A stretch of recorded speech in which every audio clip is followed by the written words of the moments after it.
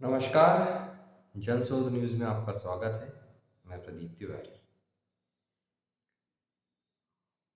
जब पूरे देश में हो हल्ला मचा हुआ है, तब बीच में एक शिक्षा पर रिपोर्ट आ गई। शिक्षा, जो कि भारत में सबसे कम इंटरेस्ट का विषय है, उस पर प्रथम नामक एक एनजीओ ने एक एनुअल रिपोर्ट ACER करके जारी की है। हम आपको बताते चलें कि प्रथम वंचित बच्चों के लिए पूरे देश में यानी पूरे भारत देश में काम करता है और 2005 से इस तरीके की रिपोर्ट वो बनाता रहा है। 2005 में हालांकि ये बहुत बेसिक तरीके की रिपोर्ट हुआ करती थी, जिसमें प्रथम ने धीरे धीरे सुधार किया है और काम ही काम को सुधारता है। आज प्रथम की रिपोर्ट काफ़ी बेहतर नज़र आती है। तो सर्वे में प्रथम ने यह पाया है कि 14 से 18 ग्रुप के बच्चे में से आधे डिवीज़न के नॉर्मल क्वेश्चन भी सॉल्व नहीं कर सकते। इसके साथ ही वो सेकंड स्टैंडर्ड की टेक्स्ट बुक को भी धारा प्रवाह बोल नहीं पाते। यह सर्वे देश के 26 राज्यों में हुआ, जिसमें 28 डिस्ट्रिक्ट को शामिल किया गया, जिसमें कुल 34,745 इस एज ग्रुप के बच्चों को टारगेट किया गया। इन लोगों ने इस पर भाग लिया। हर स्टेट से दो दो डिस्ट्रिक्ट इस सर्वे में शामिल की गई, केवल मध्य प्रदेश और यूपी को छोड़कर यहाँ एक एक डिस्ट्रिक्ट को शामिल किया गया। 25% इस ग्रुप के बच्चे क्लास 2 लेवल की टेक्स्ट बुक भी अपनी भाषा में धारा प्रवाह पढ़ नहीं सकते हैं। अब आप सोच ही सकते हैं कि हमारे देश में ग्रामीण शिक्षा का क्या स्तर है और किस दिशा में यह बढ़ रही है। इसके अलावा 57.3% इंग्लिश के सेंटेंस तो पढ़ सकते हैं, मगर सभी उनमें से सभी उसका ठीक ठीक अनुवाद अपनी भाषा में नहीं निकाल पाते। तो आप सोच ही सकते हैं कि इस एज ग्रुप के बच्चे ना तो इंग्लिश के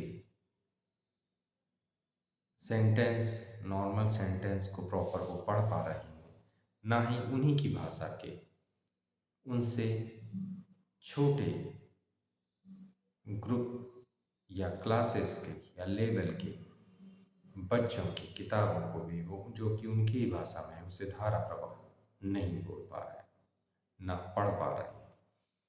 तो आप समझ ही सकते हैं कि उनका बुनियादी शिक्षा, प्राथमिक शिक्षा किस स्तर पर गिरता चला जा रहा है और वो आगे चलकर समाज के लिए किस तरीके के नागरिक बनने वाले हैं। गलती शिक्षा और शिक्षा जगत की है। भोग मानी उन मासूम बच्चों को आगे जाके अपनी ज़िंदगी में उठानी पड़ेगी। इस सर्वे से ये भी बात निकल कर सामने आई है कि इन जहाँ तक पंजीयन की बात है, इनरोलमेंट की बात है, तो बच्चियों का इनरोलमेंट बच्चों से ज़्यादा है। 76% बच्चियाँ इनरोल्ड हैं, वहीं बच्चों की संख्या 70.9% इस सर्वे के मुताबिक निकल के आए। इनमें परफॉर्मेंस की बात करें तो जैसा कि अभी सभी रिजल्टों में पाया जाता है, बच्चियों का परफॉर्मेंस इसमें बेहतर निकल के आ रहा है। ज्यामिति और रेखा गणित के सवालों की दृष्टि से अगर देखा जाए कि हम किस स्तर में, हमारे ग्रामीण भारत के बच्चे किस स्तर में हैं, तो रूलर के स्केल में 0 से अगर उस पर्टिकुलर पोजीशन को नापने कहा जाता है तब तो लगभग लगभग बच्चे कर लेते हैं, मगर उसी बिंदु को अगर रूलर से हटा दिया जाए तब इसको करने में 40% बच्चे सही सही जवाब नहीं दे पाते।